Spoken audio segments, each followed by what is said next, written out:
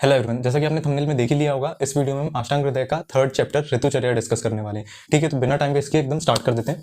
देखिए ऋतुचर्या, इसमें सबसे पहले आपको ऋतुएं पता होनी चाहिए कि कौन सी ऋतु होती है। टोटल 6 ऋतु होती हैं। ठीक है, शिशिर, वसंत, ग्रीष्म, वर्षा, शरद, हेमंत। शिशिर, वसंत, ग्रीष्म, वर्षा, शरद, हेमंत, ये 6 ऋतु होती है। इनको याद कैसे करेंगे? शिव जी का वश है, पूरे संसार में शिव जी का वश है। तो शिशिर, वसंत जी से ग्रीष्म, वर्षा, शरद और हेमंत। ठीक है, तो ये ऋतुएं हो गई।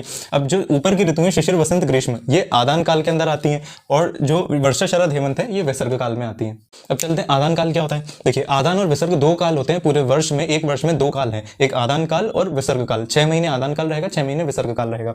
अब आदान काल क्या होता है? सबसे पहले आदान, इसको बोला क्यों? आदान काल मतलब बल का आदान करने के कारण। बल का आदान मतलब होता है लेना। ठीक है, हम बोलते हैं ना आदान प्रदान करना। आदान मतलब लेना, प्रदान मतलब देना, तो आदान मतलब लेना। तो बल का आदान करने के कारण इसे आदान काल बोला है।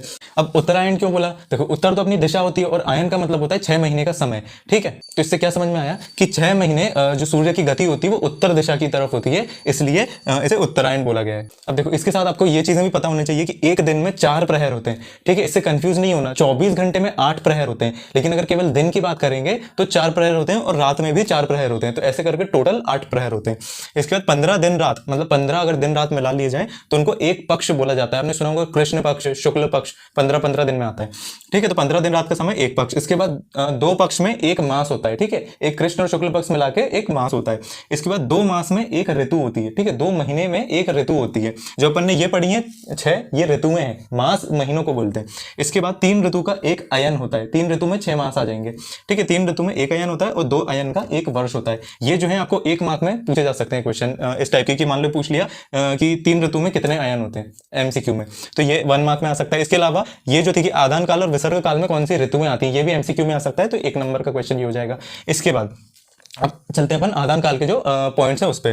देखो, इसमें क्या क्या याद रखना है? सबसे पहले सूर्य की किरणें अत्यंत उष्ण और तीक्ष्ण हो जाती हैं। नेक्स्ट, सूर्य की गर्मी के कारण वायु जो है वो उष्ण और रुक्ष हो जाती है। सूर्य की बहुत ज्यादा गर्मी है तो जितना भी जलयांश है वायु से वो निकल जाएगा, जिसकी वजह से वायु जो है वो उष्ण और रुक्ष हो जाएगी।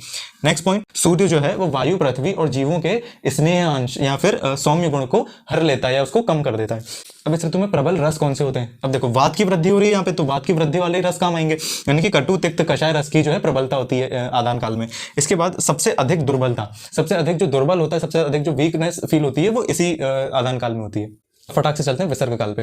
हाँ जी, अब विसर्ग काल में क्या होता है? विसर्जन। विसर्जन मतलब बहाना, तो बल का विसर्जन करने के कारण इसे विसर्ग काल कहते हैं। ठीक है, इसको दक्षिणायन भी बोलते हैं क्योंकि सूर्य की गति जो है वो दक्षिण की ओर रहती है। अब अगर आपको ये उत्तर दक्षिण का समझ में नहीं आ रहा है किस हिसाब से रहता है, तो देखिए, मान लीजिए ये उत्तर दिशा है, ये दक्षिण दिशा है। ठीक है, ये अपना सूर्य है, ये बीच में मिडिल लाइन खींच दी मैंने।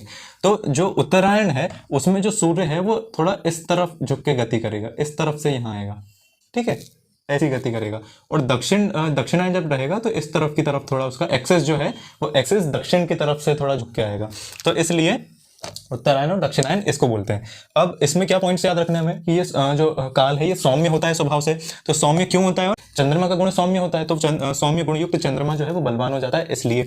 इसके बाद सूर्य का बल जो है वो कम हो जाता है। ठीक है, फिर वर्षा होने और शीतल वायु बहने से, ठीक है, जो अम्ल, लवण और मधुर रस है वो क्रमशः बढ़ते हैं। मतलब कि सबसे पहले अम्ल रस की वृद्धि होगी, फिर लवण रस बढ़ेगा, फिर मधुर रस बढ़ेगा। ठीक है, ऋतु अनुसार। इसके बाद प्राणियों का बल जो है वो बढ़ जाता है। अब देखिए, इसमें से क्वेश्चन कैसे बन सकते हैं? केवल आदान काल आ सकता है 2 नंबर में, केवल विसर्ग काल 2 नंबर में आ सकता है, या फिर आदान और विसर्ग काल दोनों 5 नंबर में पूछ लिए। ठीक है, इसके अलावा इनका डिफरेंस भी बहुत आता है, वो डिफरेंस के पॉइंट्स एक बार डिस्कस कर लेते हैं। अब देखिए, अगर डिफरेंस पूछ लेते हैं तो डिफरेंस में ये पॉइंट्स के हिसाब से आपको डिफरेंस लिखने। सबसे पहला सूर्य का गमन। ठीक है, पहले तो आप पहले डिफरेंस में तो नाम ही लिख सकते हैं। ठीक है, नाम के बाद सूर्य का गमन, इसमें उत्तर दिशा की ओर रहेगा आदान काल में, इसमें दक्षिण दिशा की ओर रहेगा। इसके बाद वायु जो है इसमें उष्ण और रुक्ष रहती है, इसमें शीतल और सौम्य रहती है। ठीक है, नेक्स्ट आता है स्नेहांश। ठीक है, स्नेहांश जो है आदान काल में कम होता है और विसर्ग काल में बढ़ता है।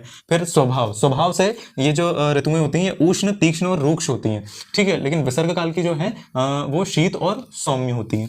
इसके बाद ऋतु जो है इसमें कौन कौन सी आएगी? शिशिर, वसंत, ग्रीष्म, और यहाँ पे वर्षा, शरद और हेमंत।